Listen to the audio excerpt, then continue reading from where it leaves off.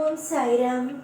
என் அன்பு செல்லமே, என்னுடைய அழகான தங்கமே, என்னம்மா ஊரில் இருப்பவர்கள் எல்லாம் ஆயிரம் விதமாக உன் குடும்பத்தை பற்றி பேசுகிறார்கள். உன் குடும்ப சூழ்நிலை மோசமாக இருக்கிறது.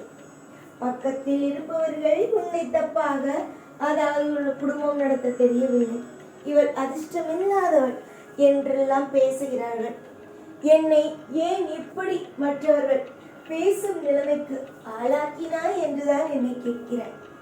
தங்க பிள்ளையே, உன்னை நான் மற்றவர்கள் பேசும் அளவுக்கு ஆளாக்கினேன் என்று நினைக்கிறாயா? இல்லை உன்னை நான் பெரிய மனிதனாக ஆக்கினேன் என்று நினைக்கிறாயா? முன்பெல்லாம் யாராவது சின்ன வயதிலிருந்தே சரி, உன்னை பற்றியோ உன் நண்பர்களை பற்றியோ உன் குடும்பத்தில் இருப்பவர்களை பற்றியோ ஏதாவது ஒரு விமர்சனம் செய்தாலும் சரி, இல்லை ஏதாவது ஒரு விஷயத்தை பற்றி பேசினாலும் சரி, அது உன் காதுக்கு வந்து சேர்ந்து விட்டது என்றால் உடனடியாக போவாய், சண்டை போடுவாய், விவாதம் கொள்வாய்.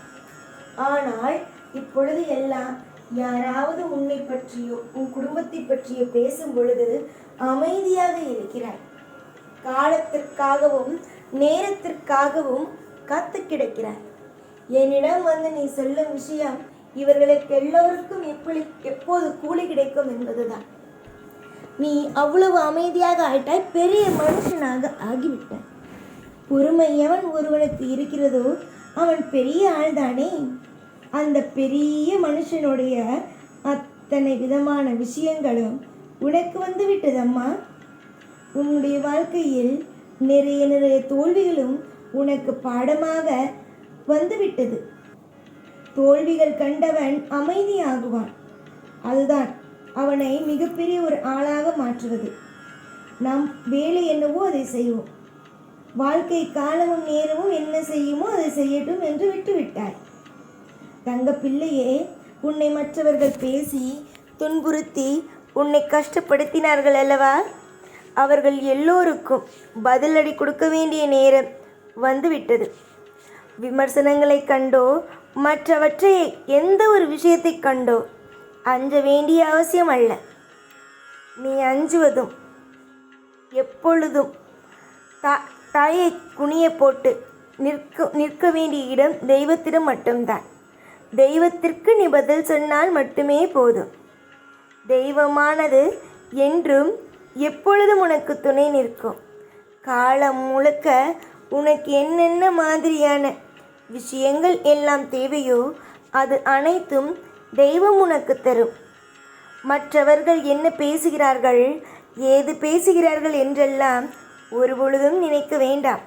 உன்னுடைய பொறுமை, உன்னுடைய அத்தனை விஷயங்களும் நீ யாரையெல்லாம் இவங்கள போய் கேட்கணும், தெய்வம் இவங்க இவ்வளவு என்னை கஷ்டப்படுத்துகிறாங்க, இவங்களெல்லாம் தெய்வம் கேட்க மாட்டேங்குதே, இவங்கெல்லாம் இன்னும் நல்லா இருக்காங்களே அப்படின்னு யாரெல்லாம் பார்த்து நீ சொல்கிறியோ அவங்கெல்லாம் நிச்சயமாகவே உன்னிடம் வந்து மன்னிப்பு கேட்கும் அளவுக்கு அவரவர்களுடைய வாழ்க்கையில் மிகப்பெரிய விஷயத்தை எல்லாம் செய்து விடுவேன்.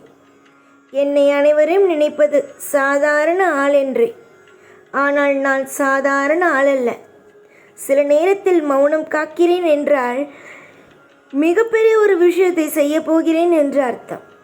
சில நேரத்தில் சில சோதனைகளை தருகிறேன் என்றால் அதற்கு பிறகு ஏதோ ஒரு சாதனை என்று ஒன்று நடக்கப் போகிறது என்றே அர்த்தம். உன்னுடைய வாழ்க்கையில் இதுவரைக்கும் சோதனைகளை கண்டாய், சாதனைகளை காணவில்லை. இதற்கு பிறகு உன் வாழ்வில் நீ சாதனை என்ற ஒன்றை காண்பாய்.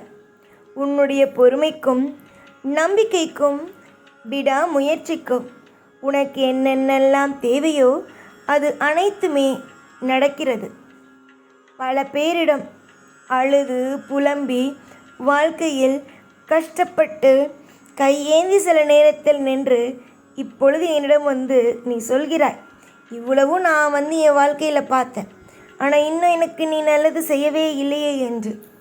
உன்னுடைய வாழ்க்கையில் நடந்த அத்தனை விஷயத்தையும் சொல்கிறேன் அல்லவா? அப்படி இருந்தால் நல்லது செய்ய போகிறேன்.